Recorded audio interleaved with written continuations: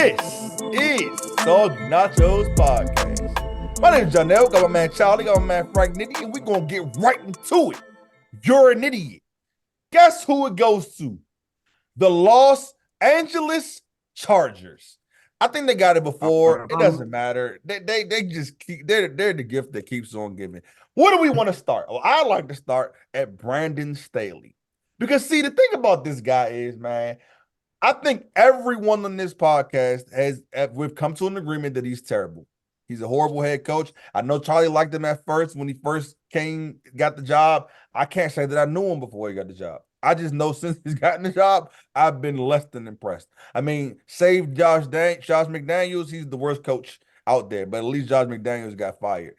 The thing about Brandon Staley is he has bad decision making. He has weird sideline swag, and then he's a defensive coach, and his offense always looks weird. He picks these, I don't know, they brought in Kellen Moore. He's supposed to be this great offensive coordinator. I don't know what's going on. And furthermore, I am avoiding talking trash about my man Herbert because I can talk bad about him. I just don't like when other people talk bad about him. And but the last thing I'm gonna say, because he did get hurt and he's out for the season now, also part of the idiot.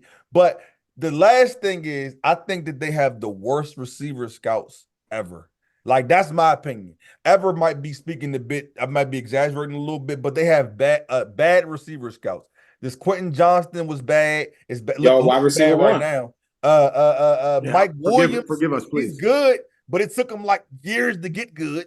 And then you got Josh Palmer's and people like that. I mean, I don't know what to say, man. They're idiots. They came into the season with all of these high hopes. Keenan Allen is the only good receiver. They had all these high hopes. I don't know why. And here we are. They're clearly not making the playoffs. Their franchise quarterback's hurt, and their coach has to be. I don't even want to say on the hot seat. He got to be gone soon. So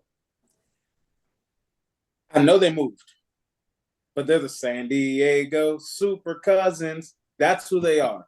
Listen, man, Justin Herbert. See, Nell loves cousins in all shapes and sizes. He likes super cousins, regular cousins. He likes mini cousins. That's his quarterback, Sam Howell. He loves himself a Kirk Cousins whenever he can find one. But Justin Herbert is the coach killer. He looks like he's gonna be a coach killer in his career. He looks like he's gonna be the new Matt Stafford, where everybody's out here pointing around like it's his fault. No, it's his fault. He already got one coach fired. He got an offensive coordinator fired. He's getting this coach fired. It was Anthony Lynn's fault before, right?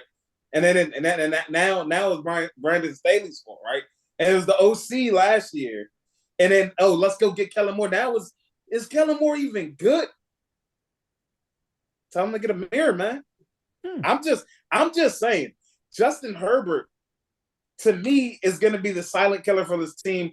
If the GM really knew what was good, I would get out while I could. I'm not going to lie to you. Get out. Sorry, man. Okay. Get out! Yo, chill, man. Get out! Chill, man. I don't think he has it. He looks the part, and he's going to get everyone fired. He's going to get the GM fired, going to get the coach fired. He's going to get everybody fired because he's too big. He got the long hair. He looks like a quarterback. All that, he got degrees and stuff. Like, he's going to get the whole building fired, and he's going to be left standing outside the building like Eminem and Dr. Dre with the can of gas and the match. And when the cops came through, me and Dre stood next to a burnt down house with a can full of gas and a handful of matches, and still weren't found out. Right here. Like, he's just gonna be like, still weren't found out. Like, I don't know. For me, for my money, you can get like 3 firsts, 3 seconds, and just like restart.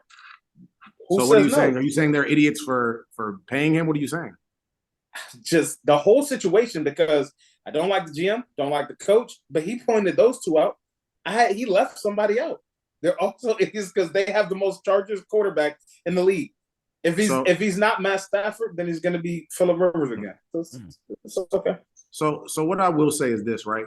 You know what I'm saying? A pie is made up of slices, and yeah, he's a part of that. He's a slice in that pie. But man, this starts with the GM and it starts with Brandon Staley. I don't really understand why the Chargers really deserve this idiot this week is because I was watching this game and like, as bad as they are, like I expected them to lose this game, even though they were favorite, I expected them to lose this game because of things like what happened in the first quarter. It's early in the game and Brandon Staley, they get the ball, they get it down and they're into goal territory. So on 4th and goal from like the 3, they decide to go for it. And for me and for my money's worth, knowing how this team has been this year, I don't see why you're going for it. You don't really have a clear plan as to what you do in these types of scenarios or a clear weapon that you can go to other than Keenan Allen. Like, why are you going for it? Just put some points on the board. So he basically decisioned them out of the game in the first quarter, you know what I'm saying? And then they're playing catch up. And then on another stupid 4th down decision, the quarterback gets hurt, which is like a quadruple whammy. It's like, what is this coach doing? And he's sitting there that's probably the biggest reason why they're idiots. Because he's sitting on the sideline looking at some paper, looking stupid. Like, what is that going to do? What is that changing? Like, what are you changing by looking at this paper after you just failed again for the 3rd straight time on 4th down? What are you doing? And the GM, like, what are you doing? Like, in the offseason, you had all this time. Like, we have seen we've seen Mike Williams go from, we don't know what he is, good receiver, to like, okay, yes, he's established it. During that whole period of time, there's never been a time where he's been healthy. Like, so from the bad one to the good, the decent one to the good one, he's never been healthy. So relying on him, relying on Keenan Allen, another injury-prone receiver who's actually been healthy this year, and then whoever else is scouting the rest of what you have, DeAndre Hopkins was available. If you really thought your quarterback was all this in the bag of chips, go get somebody, some veteran, someone that can actually command or that like maybe can stay on the field to help improve this team. And I don't think he cost Tennessee a lot. I don't know why he's there because that was pointless. Like, why not? Like, why not? Like, what exactly is what are they doing? What are they going for here? That's why they're idiots. Like, what are they trying to do here? Like, what exactly is this? And you're right about this, right? About like, I don't like to highlight it, but you're right about it because what brings this whole idiot together is that Herbert is just who he was. He's gone back and reverted completely to who he was at Oregon. And what we complained about is those bouts of inaccuracy. There are a few of these games they've lost this season where if Herbert doesn't like miss wide open receivers, they probably win those games, right? So then it's like, okay, like I don't know what they have here. And you paid this guy and it's like, is he the coach killer? What do you do now?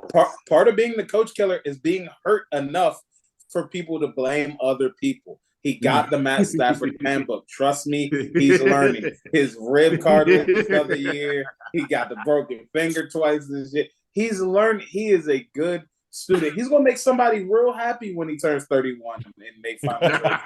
It's okay. Hey, Frank, can I ask you a question? Go ahead. Because I'm already a little hurt by this, but how do you feel about Keenan Allen's age? And then how do you feel about their tight ends, Everett and Parham? How do you feel about those situations? Keenan Allen, an injury prone. How old is he again? 31? Yeah. Okay, cool. In our age bracket. In their defense, I will defend the general manager. They knew that they had 1.5 number one receiver, like 1.5 receivers. And they took you guys, they listened to Soggy Nachos, and they said, nah, the guy with the hair, I don't want nobody got hair. Like the bald guy don't know what he's talking about. He said, let me get the wide receiver 1, according to Soggy Nachos podcast. In our defense, in Frank and I's defense, whatever you want to say, in our defense, all of these receivers that came out in this year's draft are weird. They all puzzle pieces that fit where they went, but none of them are like certified studs. Like, let's calm down. That's please. true. Don't worry, Marvin's on the way. Yeah, that's next year. Anyways, man, this is Soggy Nachos Podcast. Thanks for listening. Like, comment, share, subscribe, all that fun stuff. Tell somebody about us. Peace. Damn.